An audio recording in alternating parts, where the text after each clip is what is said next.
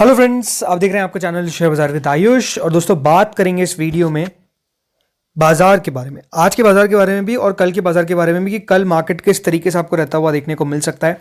तो वीडियो दोस्तों आप लोग पूरा जरूर देखिएगा, बिकॉज इस वीडियो के अंदर देखिए बहुत सारी इंपॉर्टेंट बातें करेंगे।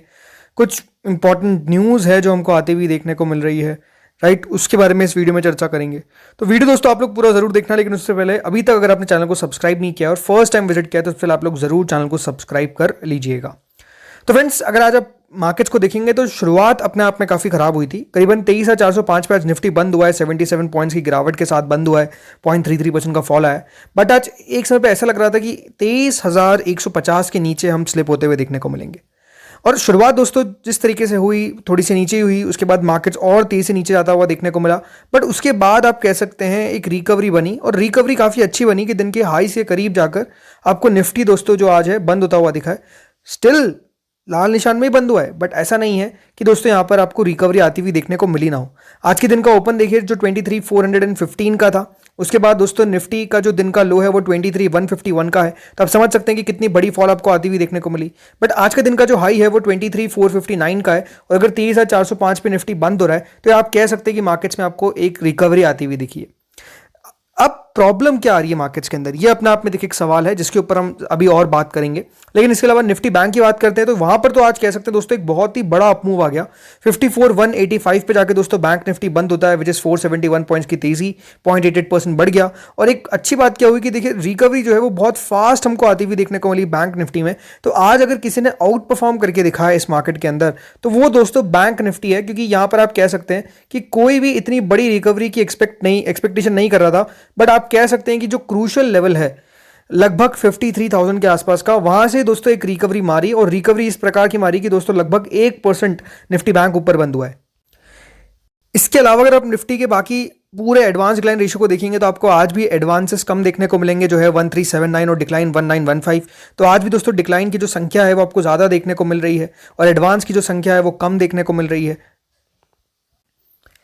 तो इससे समझ में क्या आता है? इससे समझ में आता है कि अभी दोस्तों मार्केट की जो ब्रेथ है वो आपको कोई मजबूत होती हुई देखने को नहीं मिली है, कमजोर ही ब्रेथ है मार्केट में, आप कह सकते हैं ज़्यादा गिरने वाले शेयर है। आज के दिन दोस्तों ये है कि हमको जैसे मैंने कहा रिकवरी जो आती हुई देखने को मिली, तो वो सेक्टर जो थोड़े से गिर रहे थे लाइक ऑटो, यहाँ पर थोड़ी सी तेजी देखने को मिली। फाइनेंशियल सर्विसेज ऊपर था, एफएमसीजी 1% टूटा। लेकिन आज का जो सबसे बड़ा डिजास्टर था तो दोस्तों वो आईटी, मतलब आईटी के अंदर जो हम समझ रहे थे कि अब एक रिकवरी आ रही है, बहुत लोअर लेवल पर आ चुका है।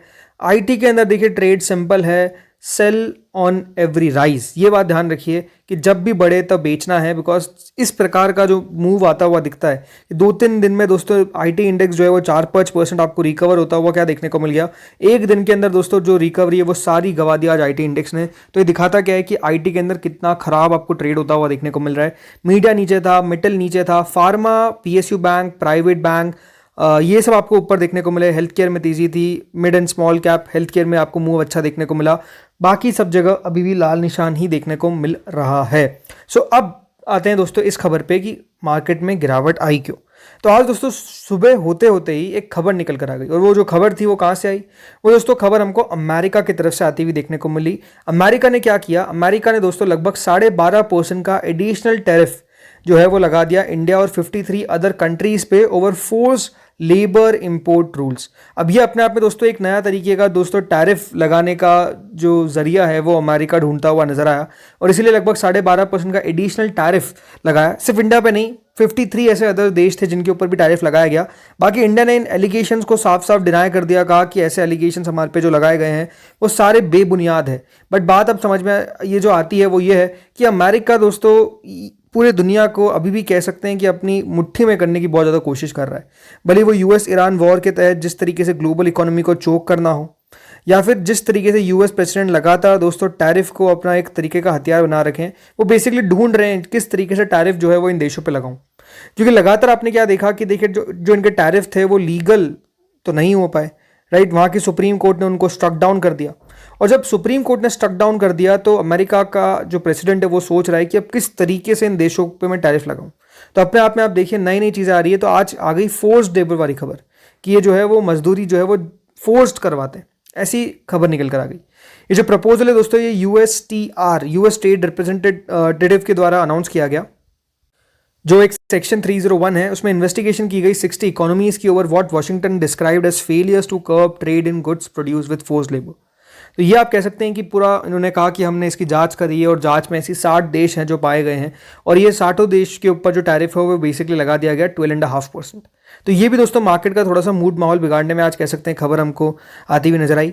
इसके अलावा एक और जो कह सकते हैं नेगेटिव न्यूज़ आई वो ये थी कि यूएस और ईरान ने दोस्तों नए स्ट्राइक्स को लॉन्च किया, जिसमें कुवैत ने कहा कि उनका जो एयरपोर्ट है वो ईरान की ड्रोन्स से हिट होता हुआ देखने को मिला है।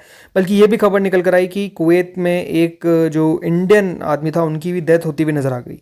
तो समझ में ये नहीं आ पा रहा है कि देखिए जो युद्ध है ये कब जाकर हमको खत्म होता हुआ देखने को मिलेगा, कब इसकी एंडिंग देखने को मिलेगी, क्योंकि लगातार हो क्या रहा है, लगातार हो ये रहा है कि ये जो युद्ध है ये आपको बढ़ता हुआ भले अभी उस स्केल पे देखने को नहीं मिल रहा है लेकिन खत्म भी होता हुआ देखने को नहीं मिल रहा है। और अभी रह रहे कि जो खबर आ रही है जिसमें लगातार आप समझ सकते हैं कि कभी खबर ये आती है कि इसने अटैक कर दिया, कभी खबर आती है कि उसने अटैक कर दिया, ये मार्केट्स को और नीचे खींचती हुई नजर आ रही है।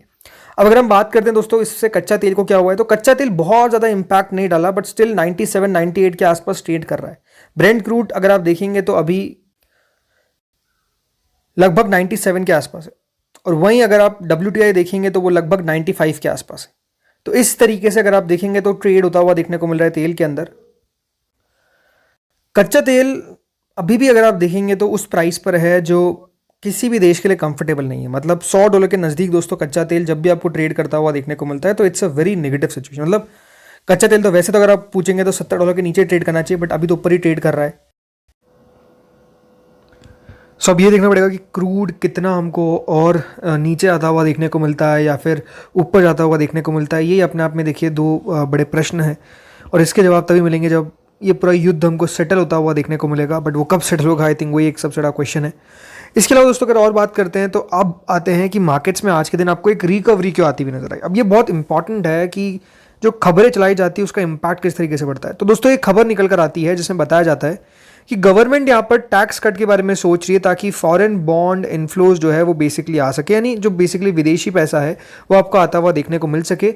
ये भी खबर दोस्तों जी बिजनेस की तरफ से चलाई गई थी जिसमें बताया गया था कि LTCG में रिलीफ जो है वो बेसिकली प्रोवाइड किया जा सकता है FIIs को और मतलब उनको टैक्स कट मिल सकता है। हो सकता था कि देखिए यहाँ पे टैक्स कट किया जाए बट ऐसी खबरें चलाई गई कि आज यहाँ पर हो सकता है कि अपडेट हमको आता हुआ देखने को मिल जाए। अब ये खबर बहुत इंपॉर्टेंट हो जाती है बिकॉज दोस्तों ये बात कर रही है फॉरेन इन्वेस्टमेंट के बारे में। वो फॉरेन इन्वेस्टमेंट जो अभी आप कह सकते हैं भारत से निकलता हुआ देखने को मिल रहा है, अगर इसको लाने का प्रयास किया जाता है तो it's a welcome step, right. इसमें कोई डाउट नहीं है कि इसको आप खराब स्टेप नहीं बोल सकते, ये तो एक अच्छी बात है। बट सवाल ये आता है कि दोस्तों ये जो स्टेप की बात हो रही है वो कितनी सोर्सेज जो है वो इनके कन्फर्म है।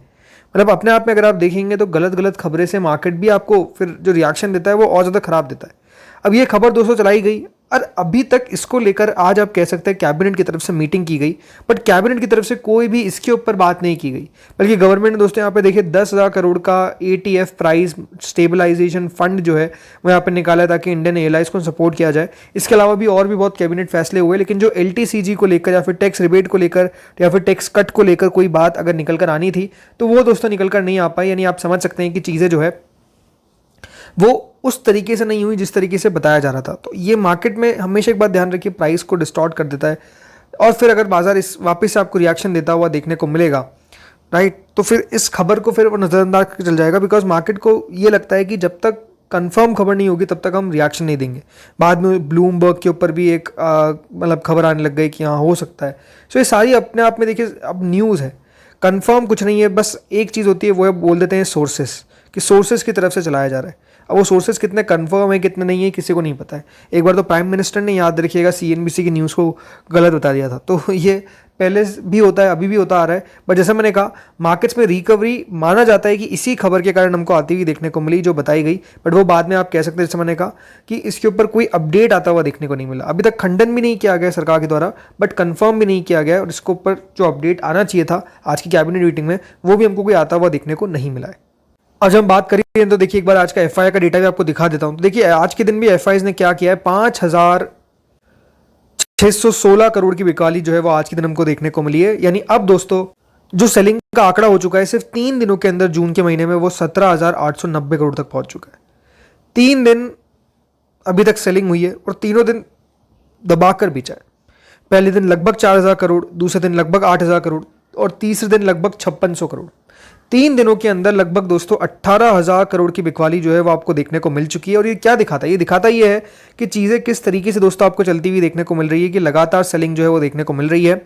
20,000 करोड़ की बाइंग सामने DIIs ज़रूर कर रहे हैं, बट बात वही है कि FIIs का पैसा कब तक निकलता हुआ देखने को मिलेगा। लगातार निकलता हुआ दिख रहा है, ये प्रॉब्लम है।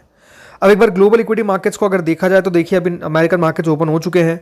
नेस्डेक दोस्तों लगभग अभी 0.5% हमको नीचे ट्रेड करता हुआ देखने को मिल रहा है। वहीं डाउ जो है वो लगभग 0.74% नीचे ट्रेड करता हुआ दिख रहा है। इन दोनों में अगर आप देखेंगे तो आपको गिरावट ही देखने को मिल रही है, दोनों में आपको प्रेशर ही देखने को मिल रहा है, और दोनों ऑलमोस्ट 1% तक आपको नीचे कारोबार, आप कह सकते हैं 1% के नज़दीक कारोबार करते हुए नजर आ रहे हैं। तो यहाँ पर भी आप कह सकते हैं कि मार्केट जो है वो उतने ज़्यादा मजबूत नहीं दिख रहे हैं। सो अब कल देखना होगा हमारे बाजार किस तरीके से रिएक्शन देते हैं।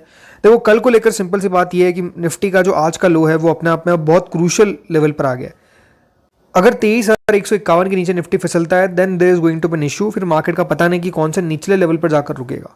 तो ये लेवल मार्केट के लिए बचाना बहुत इंपॉर्टेंट है कि इस लेवल का आपको ध्यान रखना है। अगर इसके नीचे स्लिप हुए तो फिर 23,000 तो ब्रेक होकर ही रहेगा, ये एक सपोर्ट के तौर पे काम करेगा। और ऊपर में आप कह सकते हैं कि वही 23,000, 650, ये एक लेवल है जिसके ऊपर अगर निकलेगा तो तेजी हमको देखने को मिल सकती है। सो लेट्स सी होता क्या है। बाकी इस वीडियो में दोस्तों इतना ही था। होपफुली आपको वीडियो बढ़िया लगा होगा। अगर अच्छा लगा तो लाइक कर देना, चैनल से पहली बार जुड़े सब्सक्राइब कर देना। Thank you friends for watching this video.